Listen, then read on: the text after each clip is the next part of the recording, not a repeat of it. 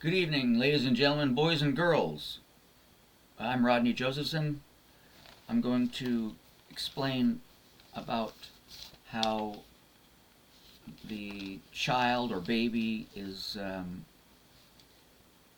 formed, of course, after birth, and then what takes place during its upbringing will create a personality or what uh, basically personalities or attitudes, behaviors, and so on.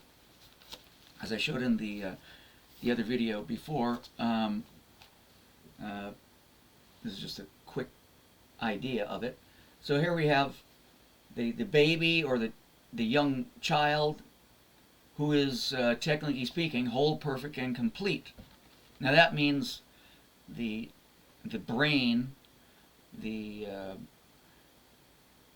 neuron network, and everything within inside that skull or inside the brain is basically pure, whole.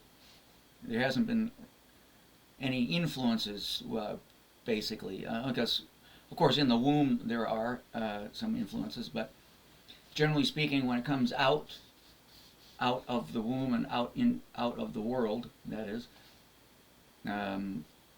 it's pure. There could be, of course, other genetic issues related to that. However, generally, it's a pure body and pure system and pure human. So once the baby has entered this environment, it is then going to be shaped. Now, depending on what that environment is, it will give results. Now, before we get into the, what those things could be, I'm just going to give you the idea of what basically what the mind is like. It's like a computer in a sense, or your personality is a multiple experiences in your life, and so what we're going to call this is whole, perfect, and complete, and this is fragmented. Now, fragmented is just like in a computer. Over time, if you're loading and adding new apps and whatnot, the code and the programs become fragmented, split. So you might get conflicts, you might get crashes, and so on. So every once in a while, you have to defragment and make it whole and perfect and complete. So basically, that's what we're attempting to discuss. Now, I won't get fully into the psychological terms or details of that. I'm just going to give more general idea of what takes place and what can result in those actions for certain traumas or what have you. Now, a trauma could be anything that changes the child or the baby. Shockingly, it could be an instant bam, or it could be repeated over time, which will influence the growth of the child. It will start to develop personality traits, behaviors, and so on.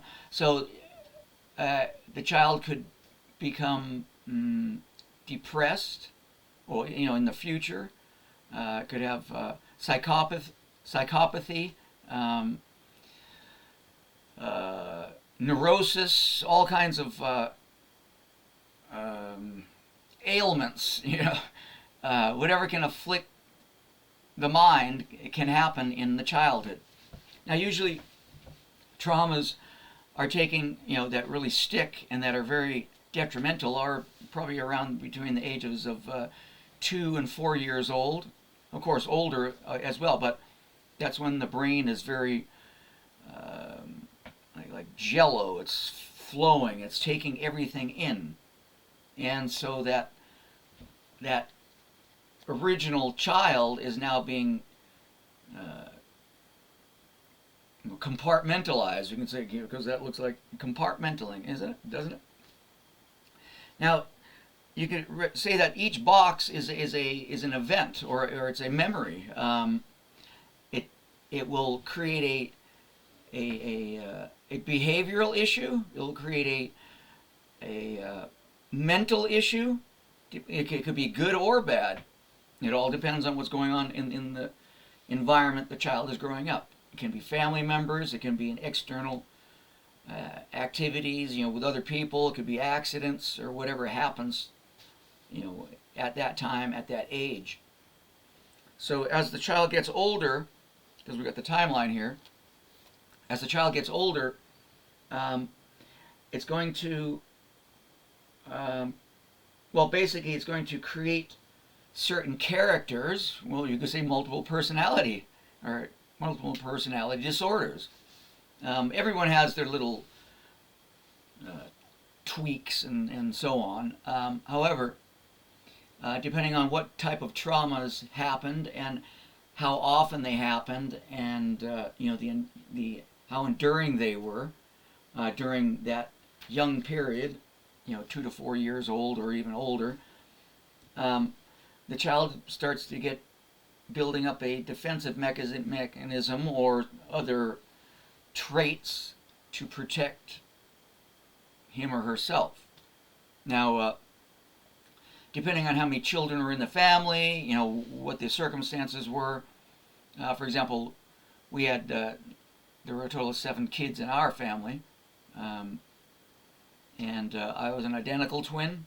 Now, because he was killed in a car accident, I'm codependent. That means I'm dependent on someone else in a sense, in a relationship. Not that I'm like the weak underdog. No, that's not the point. I enjoy relationships is basically what that means. And now since he is gone, that means I'm attracting, or I'm like a magnet seeking that element to fulfill my desire, if you will. Now, there can be other activities going on in the family. Maybe there's a lack of love or showing love. So, as you're growing up, you're learning these traits or these behaviors. So when you're reaching your younger teens and older years, or in a young adult, your personality has been formed so that when you're out and about doing your thing, you are attracting these elements, or lack of, let's say.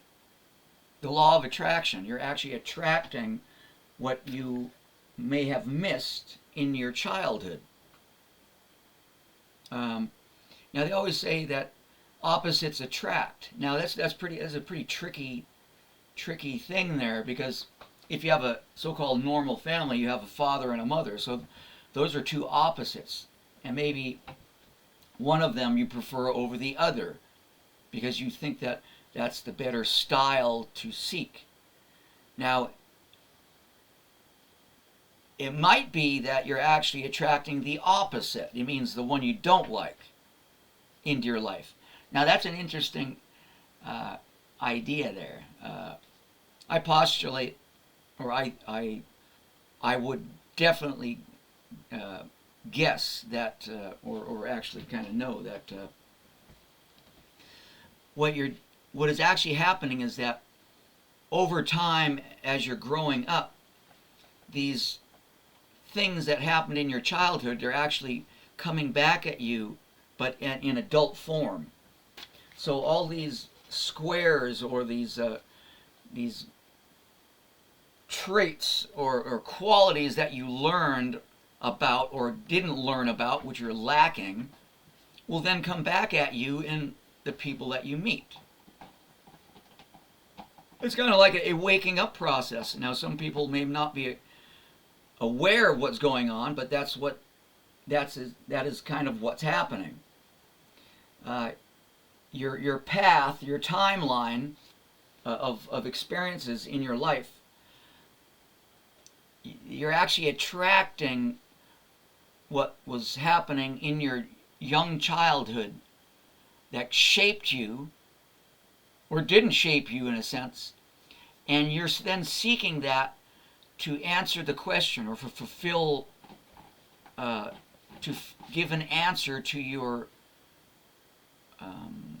emptiness, if you want to call it emptiness, or just to answer the question of what that was like when you were a kid, because that was missing, or it was there and you didn't understand it. So in any event, the so-called future, or if you want to think that everything exists at the same time, there is no future or past. It is what it is. You're just skipping from different moments to different moments in the now. So basically, to correct this so-called fragmented personality, and no one is 100% whole, perfect, and complete as an adult. It's impossible, because the system is there to chop you into pieces, basically, unless you're a super Buddhist monk that doesn't go out in society and just meditates all day long. They're probably closer to whole, perfect, and complete. So basically, in kind of summary, this is perfect, and then as it goes along, it's then shaped with all these different modalities and submodalities, linguistic loops or traps, programs, behavioral issues. You might see that you're doing something that at the same time every year, and you don't know why you're doing it. So there are different cycles. It might be daily, weekly, yearly. You bring memories come back every time you hear that song, and you go, you start getting emotionally. You're going back to that experience in your fragmented library of knowledge. Now, depending on what happened in your childhood, it can be very shocking what that is. And then if you start to experience that, to get to learn about it as you're older, it'll be a very perplexing realization of what actually happened, and who you actually are, and what I guess your mission is to... Kitty, stop it. Stop. What your mission in life is to find out, seek the truth, for the truth will set you free. Kitty, stop it now. Bad kitty, look at that. Go on. Sorry about that. That's not animal cruelty, no. Because Kitty's attacking me and I'm just taking it off my back. Anyway. Yeah, Kitty attacked me first. You saw that. So, yeah, so in summary, this is basically it. Now, this is like a linear format. I don't believe in linear. Things are more like circular or whole in a way. Okay, cat, knock it off. Stop. Now the question is the future, or, this issue of the fragmentation of the mind and personality, your psyche and all that. Can it be healed? Can it be changed? Can it be developed? Well, technically speaking, once anything has happened to you, it's there. It's you can't. You shouldn't cut out that part of your memory. I don't think that's healthy either. Otherwise, you're walking like a zombie. So, that being said, there are ways to improve your understanding of what that means, and I think that's the goal or the drive of myself, and I think it should be for everybody else. You have to find out who you were as a child, what went on, who was there, the traumas, the rules, the lifestyle that you grew up in. You're going to think about the parents, the siblings, friends and relatives and all that, because that created your character, and your character will shine at any time of the day. some people might be very way on the psychopathic, deep, ultra narcissistic, killing abilities, even though they think that's probably enjoyable. So, again, it all depends on how far gone the mind has become. Now, if you're able to realize you have these traits, then of course, if you realize it, you can change. I mean, that's a fact. You can take the horse to the water, but you can't make it drink. So if the horse wants to drink, it will drink. And that's being said, it's the same for anybody. So I like to just summarize it and end it there. Whatever happened to you as a child has made you different today. You definitely are not the original form, even though you're changing throughout the years anyway. But fractured mental states, frame of mind, behaviors, linguistic coded traps, always running through your head, can be fixed and developed and improved upon if you're as long as you're aware of what that is. And all you have to do is reach out and ask for help, or if you can self-help too. So that's it. I think I get my idea. I'll be getting more detail of these situations and how things are formed and all that in the book. And I'm going to have, again, in the book, multiple areas of life, conditions, and the results of those conditions, and what reality is versus theory and all that. A very practical approach, from my learning and perspective, which, of course, it will help you to reflect on who you are, and perhaps you can find common ground and resonate with what I'm attempting to say, because we want to break that.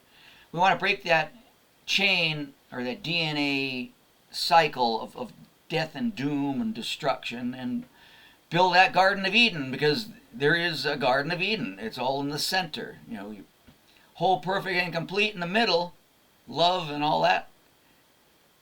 All those principles of respect and so on. That's the center. If you can get back to that, then you can have a Garden of Eden with everyone else that has the same thoughts and feelings. And that's all it is. So, anyways, I hope you understand what I'm trying to drive at. And if you have any questions, comments, please do so. Like it, so we can spread this news around. Help to develop the world into a better place. It all rests on you and me and everybody doing these kinds of things. So thanks a lot. Have a good day. Bye.